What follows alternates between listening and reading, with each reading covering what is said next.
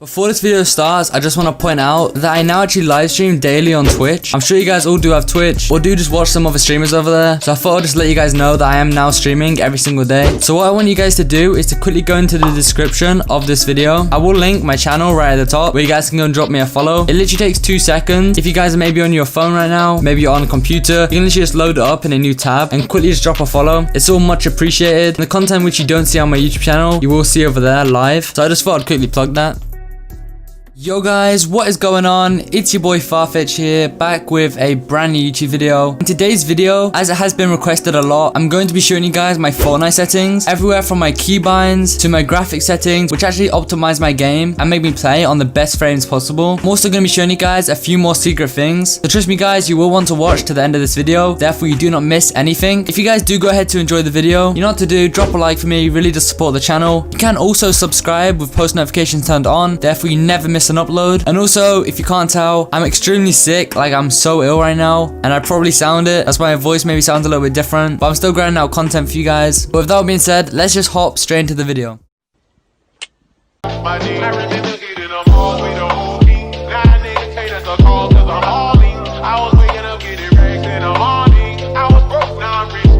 As you guys can see, we have the settings open. I'm going to start off with the video settings. So it's kind of simple. My windowed mode is full screen. If you guys play in anything other than full screen, you're just doing it wrong. Trust me. Even if you think it benefits you in any way, it really doesn't. Full screen is the best. It gives you the best input time to your game and reduces input lag, which you may get using any other windowed modes. Full screen is just simply the best. I'm sure all of you guys know that. Going down to my resolution, you guys can see it's 1920 by 1080, but I actually don't use this resolution. I don't know why it's glitched, but it has. The resolution I actually use for my game is 1904 by 1071. I'm almost certain 50% of you guys watching this video have not heard of that resolution. So if you have not, I actually made a video talking about all of it yesterday. I'm going to leave a link at the top of the description. So after this video is finished, you guys can go and watch that and learn more about that resolution and why I use it. But basically, it does help increase FPS, and it's also insane for making your game feel smoother. It felt as if I was going from 60 Hz to 144 Hz. That's how big the difference is. Like, I use 144 Hz. That's like the switch. That's a comparison between the switch from native to 1904 by 1071. That's like the comparison on how good it really feels. Moving down to my frame rate limit, I have this on 165. I have this cap. If you guys are not capping your FPS, you're literally doing it wrong.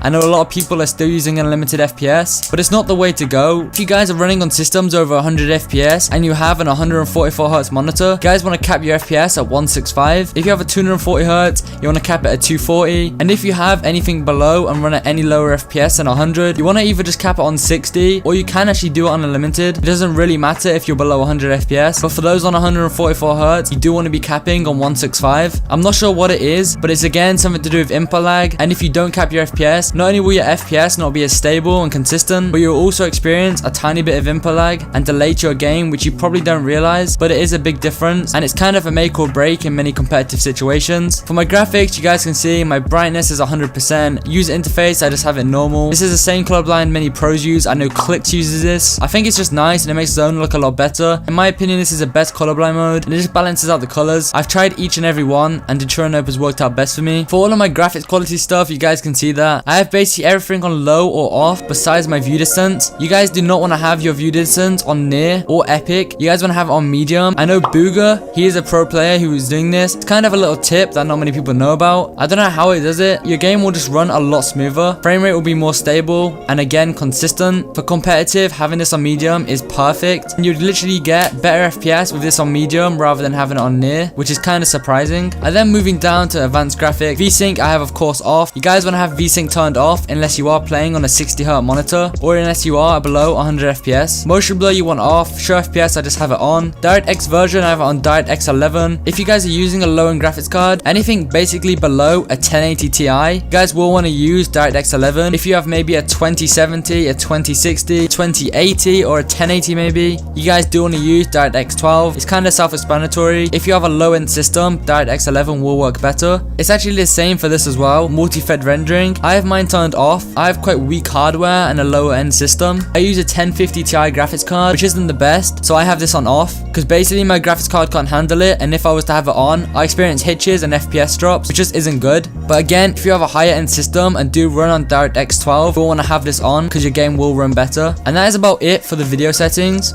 Moving on to my game settings, I'm not going to stick on these for too long. I will explain a few things, but a lot of it is just looking and copying the settings if you really want to use them. But right here, you know, my movement, toggle sprint is off, sprint by default is on, sprint cancels reload off, and auto open doors is on. They're all like the basic things you need. I really do suggest you guys do copy these settings and try them out. For combat, kind of just simple. I guess you should copy these settings. There isn't really much to speak about with these. Building, reset building choice, you of course want that on. Turbo building, you of course want on. And this is actually preference, but I do not use confirm edit on release. I also do use only one edit bind, which is the edit bind G, which I will talk more about when I go into my keybinds. The reason I use one edit bind is because I try and keep my keybinds as optimal as possible and as easy, but we'll talk about that later in the video. Yeah, confirm edit release I have off. Personally, I just don't like it. Many other pro players do not use this, but I guess it's whatever you prefer. But I have it off. You don't need it to edit fast. And all these other settings, I'm just going to show you guys. One thing I can suggest if you are getting lower FPS and you want to increase FPS in your game, NVIDIA highlights you should turn off. And also in your replay section, record replays, record large team replays, and record creative mode replays all need to be turned off. This will help you maximize your FPS and push the most out of your game. Now moving on to my mouse sensitivity. My X and Y axis sensitivity are both on 17.5. My targeting sensitivity is 51%, and so is my scope sensitivity. I basically just have them all matching. This targeting sensitivity is from another pro player called Luminosity Frosty. Probably has the best aim on keyboard and mouse, so I do use his scope and targeting sensitivity, which works perfect for me. I use a Logitech G Pro wireless mouse, which is extremely light, and I also use 400 DPI, so my sensitivity kind of levels out. And this is not high sense, and it's also not low sense. I use medium sense. I guess it's kind of preference, but for me and for my mouse, the weight of it, this is absolutely perfect. You just can't go wrong with it. And also, I may as well just show you my audio settings. All you guys really need to see is my sound quality. I do have on high. Again, another FPS tip. If you are getting low FPS and want to increase that, make sure your sound quality is on low. Having this on low actually does increase performance, maybe 5 to 10 FPS, but that is a difference, and every little does help. 3D headphones I have turned off, background audio I have turned off. Personally, they're terrible, and 3D headphones you don't want to use. Again, it is also preference. Visualize sound effects I have turned on, very surprising, but I feel like many pro players will start taking this into use. Having this turned on, audio is still the same. You also get that additional help from seeing footsteps on screen, which can help in some scenarios. Honestly, it's a meta, and you guys should probably try visualize sound effects out and just give it a chance. Since I changed it and enabled this feature, I have not took it off. Now guys, for the final thing, I'm going to show you guys my keybinds. Again, as I said, these are all optimal keybinds. I have used these keybinds ever since I started playing Fortnite. I started playing the game in season 3, switched over to keyboard and mouse roughly around season 6 or season 7, and since then all the way till now I have been using these keybinds, and they have worked perfect, and I've never really had to change them. Again, they're super optimal. They're all virtually center to the keyboard. Like, I've never had issues stretching my hand out too far. Everything is just there for me and easily accessible. They're super comfortable and anyone can get used to them. For my movement binds, it's WASD, kinda simple. For my jump, I have spacebar, and I also have mouse wheel up. That is basically to do B hearts, which can come into use in some situations. Again, it's not a make or break. You do not need to put that on. It's kind of just fun. For my sprint bind, I actually do use cap locks. Usually this is shift, and then for crouch, it's cap locks. But I actually switch these two around. Don't know how it is, but when I place my fingers on the keyboard, the finger right next to my pinky just basically relaxes on top of cap locks. So I think that's just perfect to run. So my movement is basically perfect, and then crouch is just on left shift. I feel like a lot of people do this. For my weapon slots, I do have them all the same. I feel like it just works the best. For use, I have on E. Harvesting tool I actually use on Q. It's right next to the W key. So what's more perfect than just have it right next to your W key, and also right below your weapon slots. Again, easily accessible. Reload, I have on R. I did not change that. And then all of my building binds are here. For my stairs and walls, I do use thumb mouse buttons, which are on the side of the Logitech G Pro wireless. Basically, I just have side buttons on my mouse, and yeah, they work perfectly for building. And things such as my floor, I have as F, my roof I have as T, and my trap I have V. Again, all central to the keyboard and right near each other. They don't get in the way of my movement binds, so they're really easy to locate and work with when building. And everything else you guys can kind of see. Again, my building edit is on G, and the reason I have building edit and reset building edit as a second bind for mouse wheel down is because I do use mouse wheel reset, which everyone should be using if they play on keyboard and mouse. And that, guys, is basically it for my in-game settings. Again, very simple and optimal keybinds. They're really great, and I think you guys should all try them out. And for the last thing before I actually end the video, I'm going to quickly show you guys my NVIDIA control panel settings. So if you guys are using an NVIDIA graphics card, this is kind of a bonus thing for you guys, but I'm going to show on screen right now. As I said, I put on my control panel settings. If you guys do want to copy these, you can. You guys may have to pause the video and copy them out, but these are the best NVIDIA control panel settings you can use that help boost performance and basically squeeze the most out of your game and just PC in general. Super great graphics card settings and really did benefit me and my game, so I suggest you guys do use these to your advantage. And with that all being said, that is all I have for you guys today. I thought I'd show you guys these, as I have been telling you guys I would do it for a while now, and you guys are really getting impatient with it, so I thought I'd just drop the video. If you guys did get to the end of the video or did enjoy this one bit, I'm surely doing my job right, so the least you guys can do for me, just slap a like on the video. Really does support the channel more than you think. Subscribe with post notifications turned on, therefore you never miss an upload just like this. There's like 40% of people on my channel who watch my videos and just don't subscribe. It really doesn't make sense. It's easier if you just drop a sub, so make sure you guys get that done. Again, it's really appreciated. Hope you all enjoyed the video. Hope you guys have a great day. It's been your boy Farfetch, and yeah,